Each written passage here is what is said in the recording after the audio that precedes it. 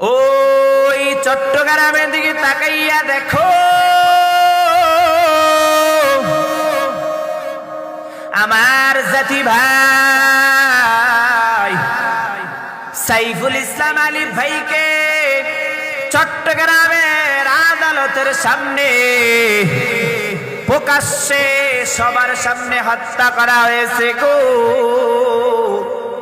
ও মুসলমান, আজ দুঃখ গো। সাইফুল ইসলাম আলিফ ভাইয়ের একটা কন্যা সন্তান, ফুটন্ত গোলাপ। এই ফুটন্ত কন্যা সন্তানটি মায়াবী চেহারাওয়ালা সন্তান। এই ফুটন্ত সন্তান, শিশু বাচ্চা তাসকিয়া বাবার জন্য কান্না করতেছে, বাবা বাবা বলে কান্না করতেছে। আজ বাবা সারা দিবে না। এই আলিফ ভাইয়ের মা কান্না করতেছে আদরের সন্তানের জন্য। সন্তান সন্তান মারা কান্না করতেছে। আলিফ ভাইয়ের বাবা কান্না করতেছে, সন্তান সন্তান বলে।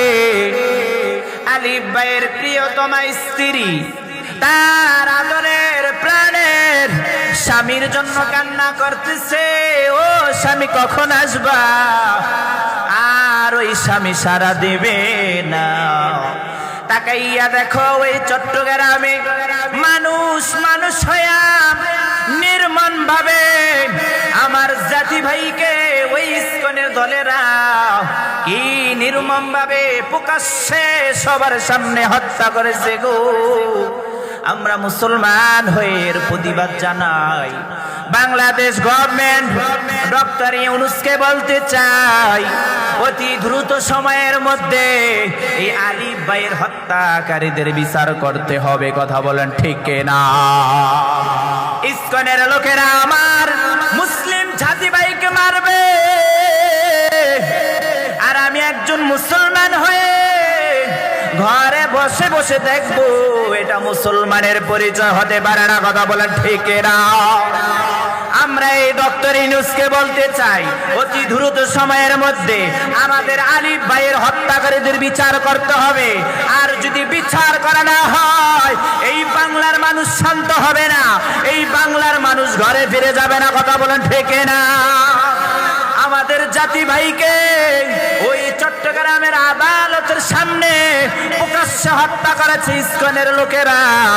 আমরা এর প্রতিবাদ জানিয়ে বলতে চাই, যেই আলিফ ভাইকে সবার সামনে আমাদের মুসলিম জাতি ভাইকে নির্মমভাবে হত্যা করেছে, তাদেরকে ধরে ধরে যেখানে চট্টগ্রামের আদালতে প্রকাশ্যে যেখানে আমার ভাইকে শহীদ করা হয়েছে, আমার ভাইকে নির্মমভাবে হত্যা করেছে, সেই জায়গায় হত্যাকারীদেরকে খুঁজে খুঁজে চিরুনি অভিযান দিয়ে সেখানে ফাঁসির মঞ্চ বানিয়ে ওই হত্যাকারীরা যারা জড়িত, ওই হত্যার সাথে যারা জড়িত, তাদেরকে সেখানে প্রকাশ্যে সবার সামনে ফাঁসি দিতে হবে, ফাঁসি দিতে হবে। কথা বলেন ঠিক না?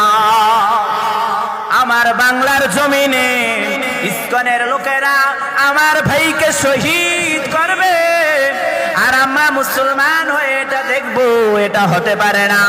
এজন্য ডক্টর ইউনূসকে বলতে চাই, বাংলাদেশ গভর্নমেন্টকে বলতে চাই, আপনি অতি দ্রুত সময়ের মধ্যে এই ইস্কনকে নিষিদ্ধ করতে হবে।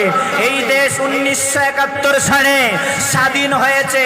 এই স্বাধীন করতে গিয়ে কত মায়ের বুক খালি হয়েছে, কত মায়ের ইজ্জতের বিনিময় এই দেশ স্বাধীন হয়েছে। এই স্বাধীন বাংলায় ইস্কনের লোকেরা আমার জাতি ভাই মুসলিমকে হত্যা করবে, আর আমরা এটা মেনে নেব? এটা হতে পারে না, হতে পারে না। কথা বলে ঠিক না?